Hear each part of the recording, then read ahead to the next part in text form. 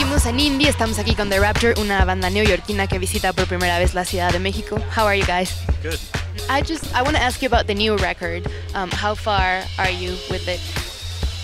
Like almost done.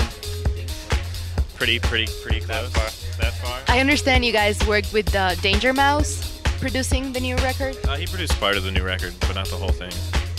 Do you like the stuff that he's doing now with Nars Barkley? Yeah, I like that a lot. Obviously, when everybody here's Crazy, they really love it. I mean, I'm also a big CeeLo fan before they worked together, so I was a fan of both those guys, and they worked out very well together.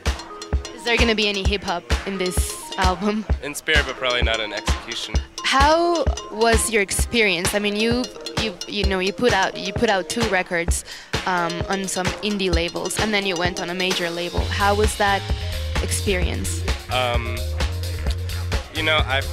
In many ways, the major label experience is just a lot easier because there's the resources available for you.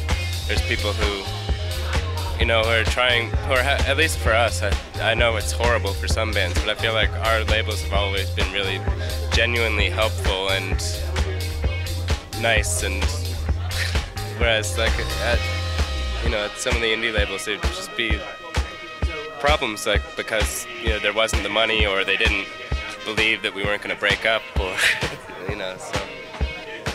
So yeah, the name of the show is Indie, so I have to ask you, what's indie for you? Touch and Go Records is indie for me. Indie's a television show in Mexico. Any advice for independent bands that are trying to get signed? Just don't try and get signed. Just be a band. Go tour and go make good music. Trying to get signed doesn't seem like it ever really helps anyone. The only thing it does is it gets managers and things like that involved way too early.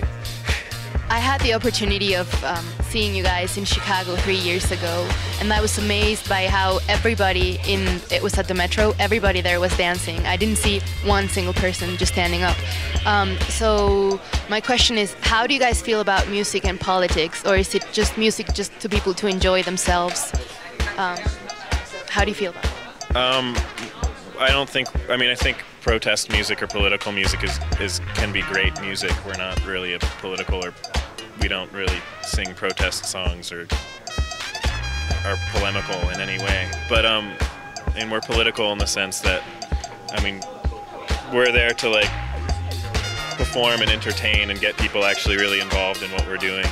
And we like to get people to dance and have a good time and feel really wonderful and blissful, or as great as they can, and that is really, people should feel that as often as possible without, becoming irresponsible.